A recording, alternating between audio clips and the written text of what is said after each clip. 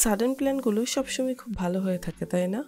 তো এমন একটা প্ল্যান করে ফেলি জাহাঙ্গীরনগর ইউনিভার্সিটিতে। আমাদের বেশ কয়েকজন ফ্রেন্ড মিলে হঠাৎ করে একদিন চলে যাই সেখানে সারাদিনের জন্য। পুরো সময়টাতেই এত ভালো কাটিয়েছি যে সেভাবে ভিডিও করা হয়নি,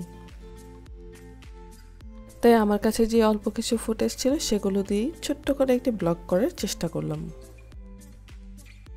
যাই হোক, সেখানে আমাদের পৌঁছতে প্রায় 12টার মতো বেজে গেছে এবং যেয়ে আমরা প্রথমে সামনের কিছু অংশ ঘুরে ফেলি।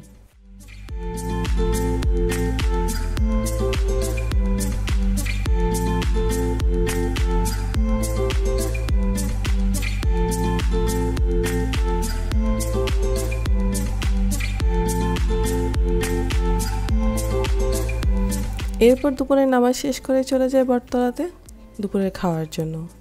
মূলত সেদিন ভর্তা ভাত খেতে যাওয়াটাই আমাদের মূল উদ্দেশ্য ছিল এবং সেখানে ছিল অনেক রকমের ভর্তা। তো সবগুলো থেকেই মোটামুটি একটু একটু করে আমরা নিয়েছিলাম।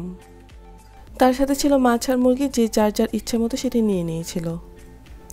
খাওয়া শেষ করে বের হয়ে চোখে পড়লো কুলফি মেলায়, আর কুলফি মেলায় খেয়ে আমরা সেখান থেকে বের হয়ে যাই।